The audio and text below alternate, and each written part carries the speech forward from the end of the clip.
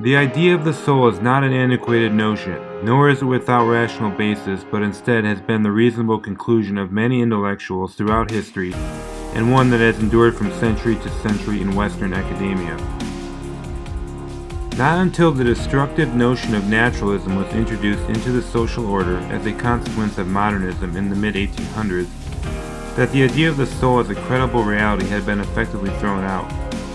In its place, they offered the masses the logical opposite to religion, secular materialism, which due to the frailty of human nature was quickly embraced and has contributed much to the quickening of social decline.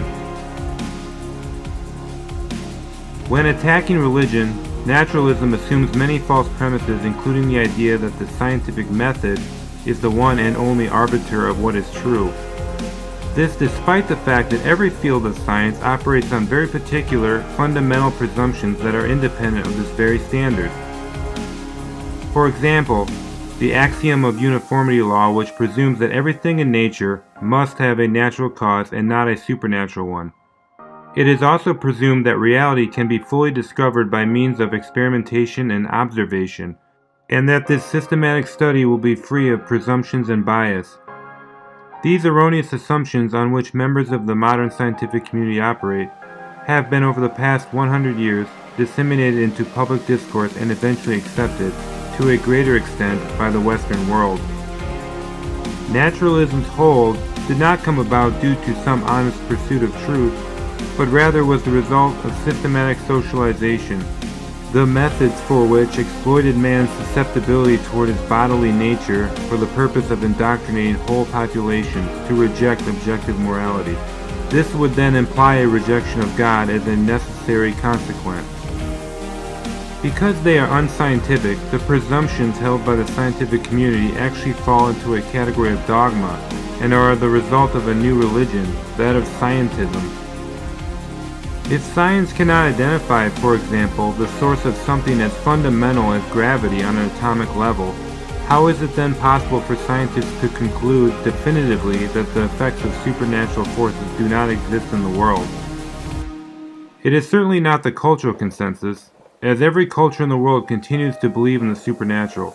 This despite the unrelenting indoctrination that has been continuing for over 100 years by the global elites.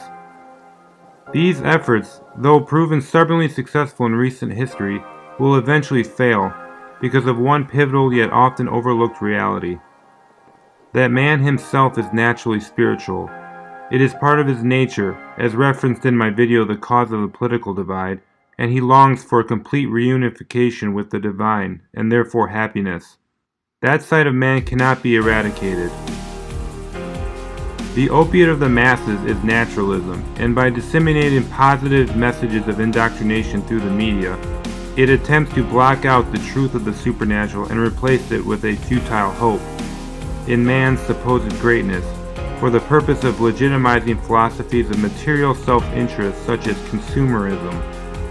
The practical consequences of it are becoming even more evident at all echelons of society.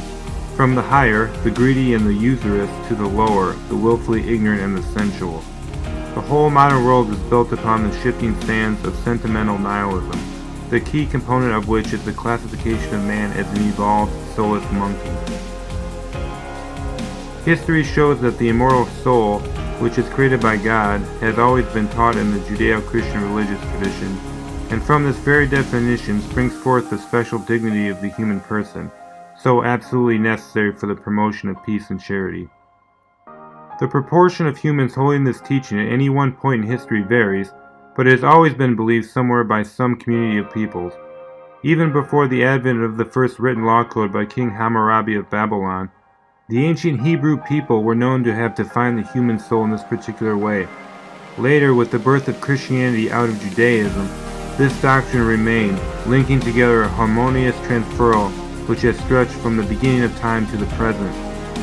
No credible evidence exists to show the Judeo-Christian doctrine of the soul was invented at some later point, as is often proposed by those trying to advance the cause of anti-religion, but it is one that has remained consistent throughout the centuries. Under the oppression of scientism, humans are thought of as evolved animals and the product of chance in a world that ultimately means nothing. It would logically follow that morality itself would be transformed to increasingly reflect this hopelessness in our modern age.